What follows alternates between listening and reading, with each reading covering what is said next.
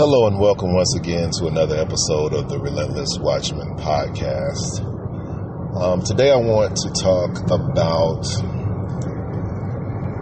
the movement that is going on currently throughout the nation and even in other parts of the world.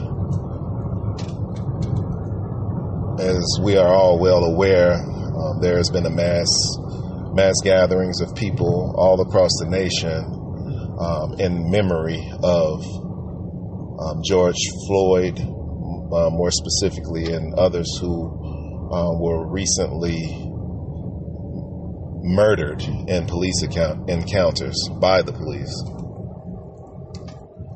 A lot of different other movements have come and used that momentum to their advantage, something that I've always referred to as political hijacking, which is, to me, evidence of an opportunist mentality and also of questionable sincerity when it comes to the topic at hand. And, that is people dying by the hands of what's supposed to be a professional institution that supports and protects people and their rights and privileges as human beings. My thoughts regarding political hijacking, which is the opportunist mentality behind people adjoining their causes to the momentum of a present movement. I'm 100% totally against it. I do not respect people who do it, and I think it actually demonstrates a lack of respect of those who are involved, who've been suffering at the hands of an institution, of a system, for centuries even. At any rate, I believe that there is one movement that can be co-joined to this one that we are currently involved in, that we are currently a part of. And that is the cause of making our community safer. Now, there's an incident that I like to recount that occurred on yesterday, which is what prompted me to, this and many, many others, because there's too many to list, but this one was the one that truly prompted me to not really setting aside time, because I'm actually driving, which you'll probably hear road noise and, bumps throughout the podcast, so please excuse it. But, when the thought comes to mind, I like to express it and either put it on paper or, record it, since I'm not able to put it on paper presently. But on yesterday, there was a young man, I would say maybe mid to late teens, who was walking across the street. This man was black. Another black man who was older, probably in his 30s, was operating a vehicle within the amount of distance, whereas if it traveled by the actual speed limit, it would not have reached the pedestrian before he crossed the street. Upon seeing this pedestrian crossing the street, the man in the vehicle probably pushed his accelerator to the floor in order to gain speed to catch up to the man that was crossing the street, the young man, the boy who was crossing the street, before he was able to cross the street, which caused him to have to speed up, like to actually stop walking and start jogging.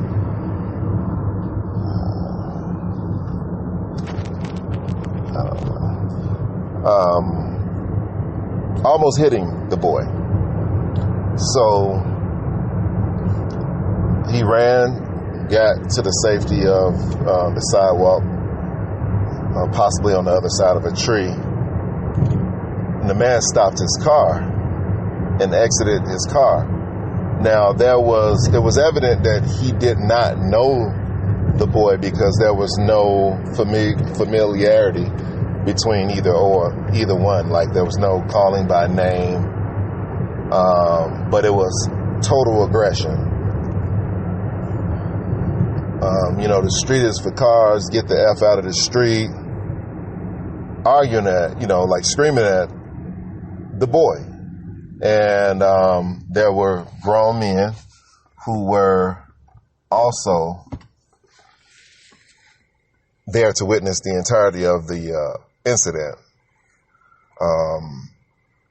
Men who are actually part of an organization whose primary goal is to stop violence that occurs in the street, even to, be proactive to quell potential incidents, before they even occur. That's the entire premise of their organization. So they intervene using what I would consider to be de-escalation tactics, but this grown man wasn't hearing it. He began to threaten the lives of not only the boy but also the men, prompting even a pastor, a religious clergyman, to, in response to him, said, "I'm about to get my gun." Because there was no sense, there was no common ground to be found with that man. And it made it evident to me that there is a self-hate that exists within our community, a mutual hate of the fellow man that seems to be greater than any movement that we have. Like, we look at the evidence, not just, opinions, but evidence. Shootings in the city of Chicago have increased. You look across the country, every day there's new incidents showing mass shootings, drive-bys, just the death of our young people, mostly, at an alarming rate. And it's not getting the focus, the attention that it requires. And this is something that is not new. This is something that has been going on for decades. I look at the violence of Chicago, knowing very well its statistics. Being a person that lived there for over 40 years, this is nothing new. This is not something that, has happened overnight. This is not some type of new epidemic. But it seems as though it's just less of being totally ignored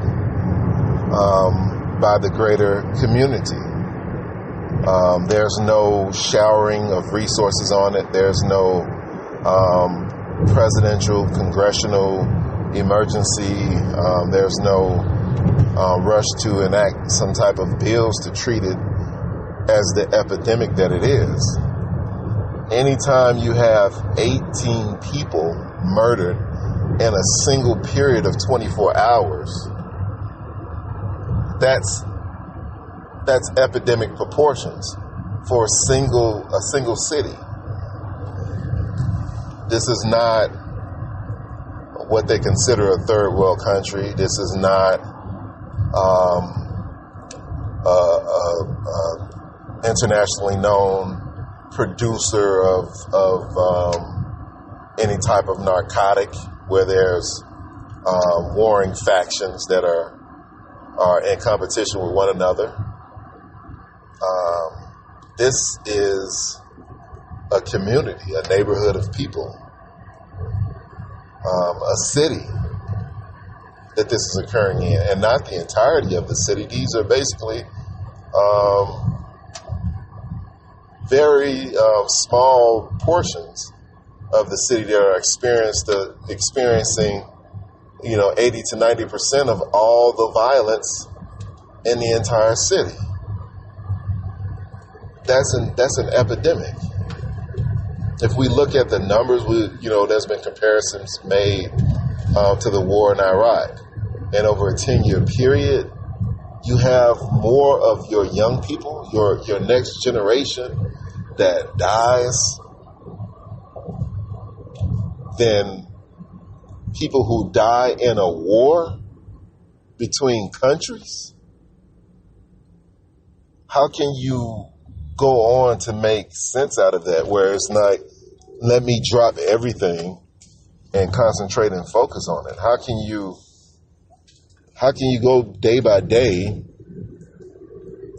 and not say, listen, this is something worthy of going all in to solve, because these are our children. This is the future, not only of our individual community, but of the greater world community. Why is there no international cry concerning that? Why is there not the community of entertainers all coming to the aid of this cause?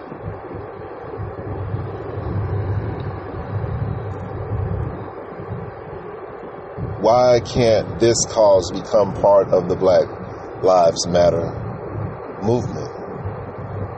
Why does it have to be singular? We don't need a separate Black women's lives movement. We don't need a separate Black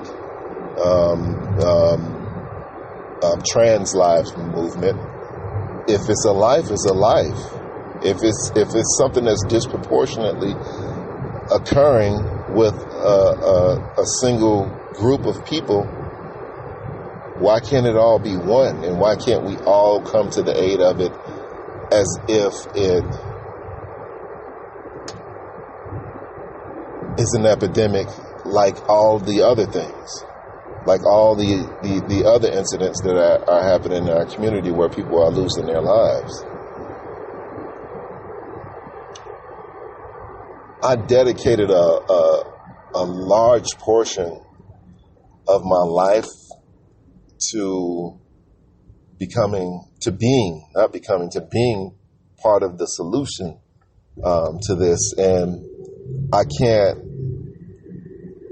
remember all the times where I would propose a solution, something that we can do right now to positively affect this issue of our children dying. And the people who I would propose it to, from all walks of life, would express interest verbally, but when it came time to put the boots to the ground, they were absent. Maybe if it was a basketball game or something like that, or some type of night out, but I'm like, no, this is something that we'll dedicate hours of our days to, that when we're not at work, collectively, in order to be those people who were in the midst of anything that could potentially happen, agreeing to train them, to financially support it, fund it, to bring in other people who actually shared that same sentiment, who will also contribute funds to that cause, and for it to fall on obviously uninterested ears. Now, I'm not saying these things to take away anything from what is going on now. Like, that should not happen.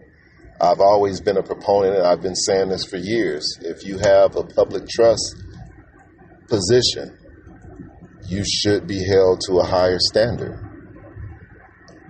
If your actions causes the life of someone, with the training and the understanding that you should have as a professional, you should get more time. I've always been a proponent of that. The job of law enforcement is one that is not for everyone. And it's definitely not something that everyone can do. And when you make that choice to do it, you have to hold that standard. Like President Coolidge said, if you choose it, you got to meet the standard. You have to step up to it. And you should be open to all the scrutiny that comes with a position where you're in a position where you can either take the life or the freedom away from a person. Like, you should be held to the highest standard of anybody in any profession. I've always been a proponent of that. And the fact that somebody that has that type of position would jeopardize not jeopardize the life, would just right out murder somebody is heinous. It's heinous, and they deserve whatever the fullest extent, and that extent might need to be increased of the law to prosecute them. That I totally agree with, but I also agree with the fact that there should be peace in our community. Our children should be able to live without the fear of being killed on a daily basis. That shouldn't be part of their life testimony. That shouldn't have been part of mine. I shouldn't have had to do extra to navigate what was a treacherous childhood, in the sense that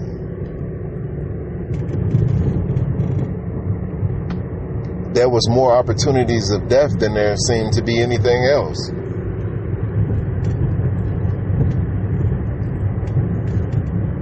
There are children still living in these same type of environments and going through what I went through, and it pains me. It pains me that we're not doing enough to change it. Most of us aren't doing anything. You try to get somebody to, like, okay, you don't want to mentor. I understand that. At least say something. Do me that much. When you see a child doing wrong, say something. Address it. Now, I don't want to say anything to these kids, man. No, these parents, but it's 1,001 excuses why a person won't do anything, won't take any type of action. Business opportunities, education, people that have made it. You can come into your local communities and show them exactly how you did it. People in politics, come and teach courses that show exactly how the political process goes. They're not doing that either. Politicians, you might have a political science background. You might understand what power, what leverage people have in certain positions that communities can use. You can organize people. You can create a block of voting power. Anything you can do to empower those who are not empowered could be the beginning of a movement that could change the culture. It could change the culture. It could transform people's lives. And not enough of us are attempting to do so. Even if you don't want to go out into the communities, you can offer something online. It's just so many things that an individual can do to make a difference. Maybe you want to write about it to make people aware of it, or to attempt to change the way that they think and the way they see things.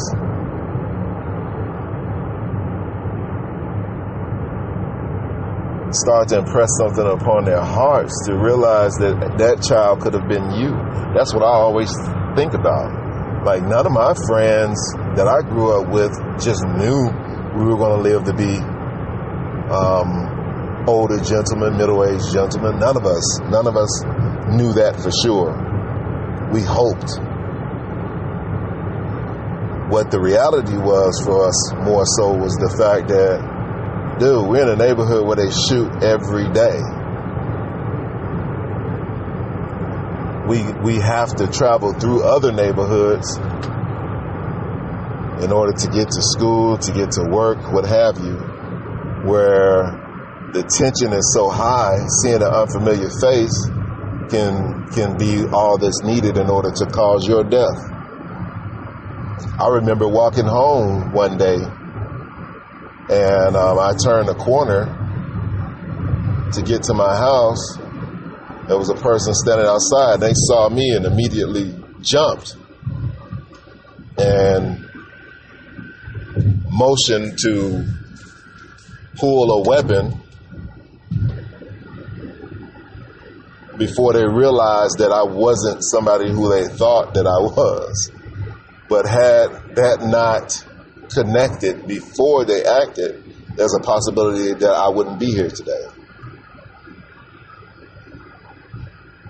Another instance is my life was actually threatened by people in my neighborhood who I grew up with for standing up for somebody who they threatened to harm because he had gotten dropped off by somebody that didn't live in the neighborhood.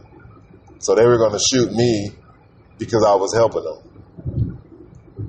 Like, this is the reality of what goes on every day in our neighborhoods, and we won't push for a movement to stop that. It's not hard to do. I was telling a brother yesterday, all it takes is for when something is about to go down or it goes down, everybody comes out of their house and say, no, it's not happening. You do that in every block, every city, county, community throughout this nation, and guess what? It won't happen. Nobody's going to see, 20, 30, 40, 50, 100 people come out of their homes and address them and say, you know what, I'm going to do this anyway, and I'll just deal with you all afterwards. That's not going to happen. There's strength in unity, and there's even a greater strength in one-mindedness. But our one mind is focused on only one small aspect of what's truly hurting us, and that's losing our future. I always tell people that our children are our greatest assets. More important, more valuable than any gold or diamonds or anything in this world that you can attain, or at least that's how we should see it. But we obviously don't, because we're not putting in the time, the focus, the energy in order to assure that they have a world that's better than the one that we came into and had to endure. So, as far as a Black Lives Matter or All Lives Matter, whatever movement you attach yourself to, I just ask that you bring that same energy back to the community. Every day, when you leave your march, when you leave your protest downtown, bring that same energy back to our communities and make it safer for our children. We'll hold the police to a professional standard and punish them when they do not uphold that standard. And likewise, we'll hold our individual brother and sister to a standard Whereas if you threaten the lives of our children, our future, our elderly people, any innocent person who is attempting to live a proper life, then you'll also pay those consequences. Thank you once again for listening to the Relentless Watchman podcast. And I hope that going forward, we'll come together. We will actually truly care about one another. We'll work to tear down that culture of hate that exists amongst us and work for more civility and ultimately more love. Thank you.